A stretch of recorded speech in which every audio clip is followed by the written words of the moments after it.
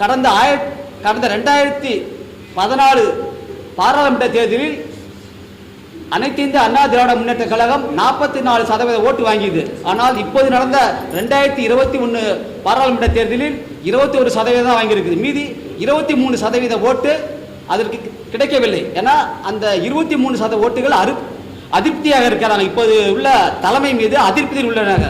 ஆகவே அந்த 23% ஓட்டுகளை நாங்கள் பெற விரும்புகின்றோம். ஆகவே நாங்கள் தான் உண்மையான புரட்சி தலைவரின் வாரிசுகள் என்று சொல்லி இந்த கட்சியை உருவாக்கி இருக்கின்றோம்.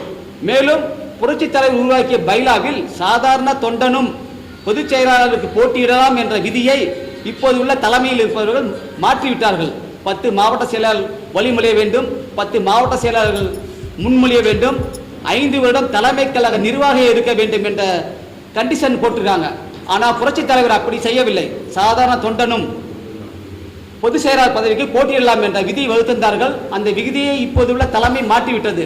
நாங்கள் அந்த புரட்சி தலைவர் உருவாக்கிய ஒரிஜினல் பைலாவை அப்படியே கொண்டு வந்து இந்த கட்சியில் வைத்துள்ளோம். ஒரிஜினல் பைலா சாதாரண தொண்டனும் போட்டியிடலாம் அப்படிங்கிற ஒரிஜினல் பைலாவை இந்த கட்சி கொண்டு இருக்கிறோம். அதாவது அதிமுக ஒரிஜினல் பைலா எங்களிடம் இருக்குது. கட்சி பெயர் தான் எம்ஜிஆர் ஜனநாயக கட்சி என்று மாற்றம் செய்யப்பட்டவர்கள் தவிர மற்றபடி புரட்சித் தலைவர் உருவாக்கிய ஒரிஜினல் பைலாவை நாங்கள் தான் உருவாக்கி இருக்கின்றோம். மற்றவர்கள் உரிமை மீட்பு குழு என்று சொல்லி நாடகம் பண்ணார்கள். அப்படிலாம் நாங்கள் செய்யவில்லை.